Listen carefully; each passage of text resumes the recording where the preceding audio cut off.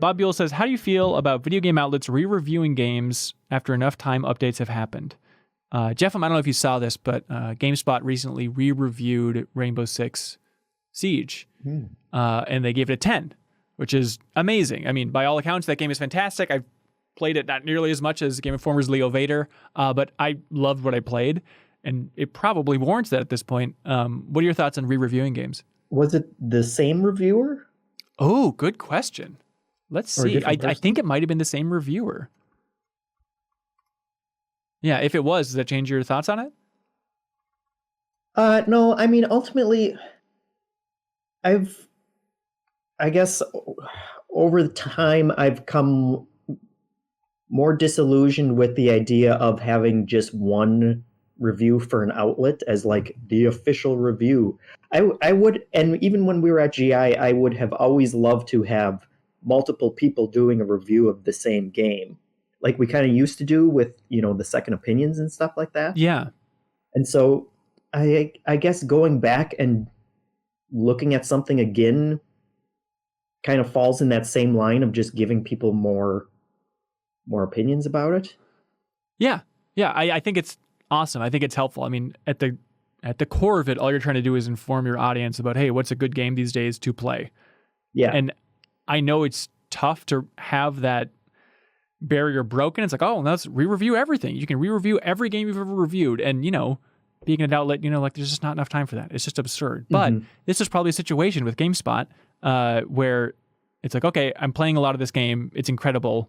Matt Page is the one that reviewed it here and gave it a 10. And he's playing a lot. And it's like, why don't we communicate this in some way? Let's just re-review it. And so that is the tough thing, at least in my mind, of just getting that ball rolling in that direction, because then it's just endless and it's tough to keep up with current games. Maybe this is a good time for outlets to start re-reviewing things, though, during the quarantine, and you never know how release dates are going to be impacted. So during this drought, let's get that League of Legends review updated. Let's get WoW updated. Let's do everything at this point, right?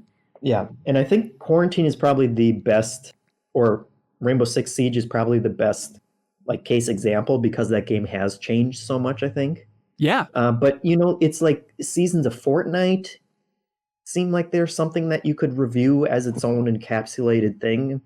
Yeah. I mean, by and large, I think reviews are a little bit too holy in a lot of the press's mind. Yeah. It's like, just give a review and tell us if it's good. But the idea of like, oh no, review needs to be this specific thing. It's like, I think we're too far up our own ass at times. It's like, just those were the exact words I was going to say about it. Yes. Really? Yeah. Everyone is up their own ass about reviews being so important. And yeah, most people, they just want an idea of whether they should play this thing. And I think with certain games, especially how much they update, that's the kind of thing that you would want to go back to. And there are certainly games that I would, I want to know more of that maybe I dismissed 10 years ago when it first came out, and now it's a completely different experience.